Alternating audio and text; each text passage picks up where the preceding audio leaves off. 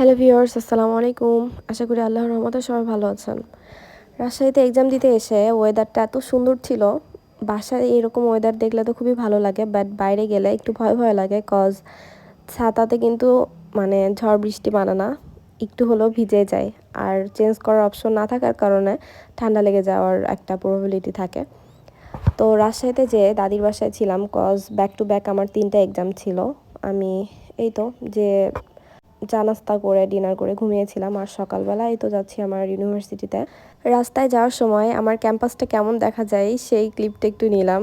তার মানে যারা এই রাস্তা দিয়ে যাতায়াত করে আমার ক্যাম্পাসটা দেখে নিশ্চয়ই প্রশংসা করে, তাই না? আমার কাছে অনেক ইউনিক আর খুবই আকর্ষণীয় লাগে ক্যাম্পাসটা। বাইরে থেকে দেখতে যতটা সুন্দর, ভেতর থেকে তার চেয়েও অনেক বেশি ভালো লাগে। সাজেক সাজেক একটা ভাইবস পাওয়া যায়। আর আজকে আমি একটু অসুস্থ হয়ে গিয়েছিলাম, কজ আমার আগের দিন বৃষ্টিতে ভিজে সে অবস্থায় এক্সাম দিয়েছিলাম। তারপর ঠান্ডা লেগে গিয়েছিল, আর নেক্সট দিন এক্সাম দিতে এসে আমার মানে খুবই অস্বস্তি হচ্ছিল। সো তাড়াতাড়ি এক্সাম শেষ করে আমি চলে যাচ্ছি। পরের স্লটে এক্সাম দেওয়ার জন্য স্টুডেন্টসরা এসেছে, বাট আমার সাথে যাদের এক্সাম ছিল তারা সবাই এক্সাম হলে আছে। আমি আধা ঘন্টা আগে বের হয়ে এসেছি, বাট সবগুলোই অ্যান্সার করেছি শর্ট শর্ট করে। এত ভালো প্রিপারেশন থেকেও এক্সামটা মানে খুবই শর্ট করে দিতে হলো। বাসায় এসে দেখি দাদি পিঠা বানাচ্ছে, এখানে কলিজা ভুনা দিয়ে পুলি পিঠা বানানো হচ্ছিল। আর এই যে দাদির বিছানায় এরকম সবসময় পানি খাওয়ার জন্য পানি রাখে আর পেপার, তারপরে নোট রাখে। এটা খুবই ভালো লাগলো যে কোনো কিছু অনেক সময় মানুষ কিন্তু মনে পড়লে পরক্ষণে ভুলে যায়, তো দাদি এভাবে নোট করে রাখে সবসময় হাতের কাছে, খাতা কলম মানে ছোট নোট আর কলম রাখে। রুম ডেকোরেশনের জন্য বিভিন্ন প্রকার টুলস থাকলেও এই অ্যাচিভমেন্টগুলো দিয়ে যে রুম সাজানো, এটা আমার কাছে সবচেয়ে বেশি প্রিশিয়াস লাগে আর দেখতেও খুবই আকর্ষণীয় লাগে।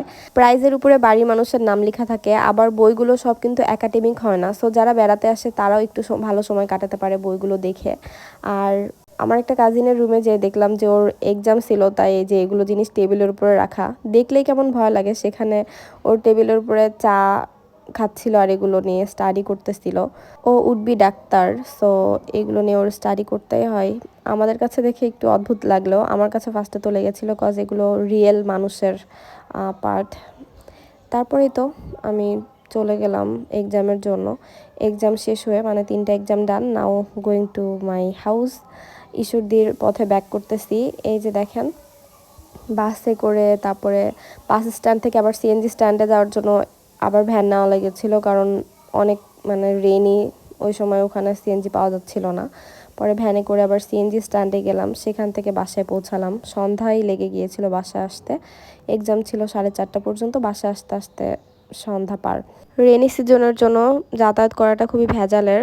তাও ভালো যে সাথে প্রতিবেশী একজন আন্টি ছিলেন। বেবিনের জন্য ট্রিট নিয়ে আসলাম, ওর ফেভারিট ড্রাগন ফল। Thank you viewers for watching my video. Take care, আল্লাহ হাফেজ। ভিডিওটি ভালো লাগলে লাইক, কমেন্ট অ্যান্ড শেয়ার করবেন।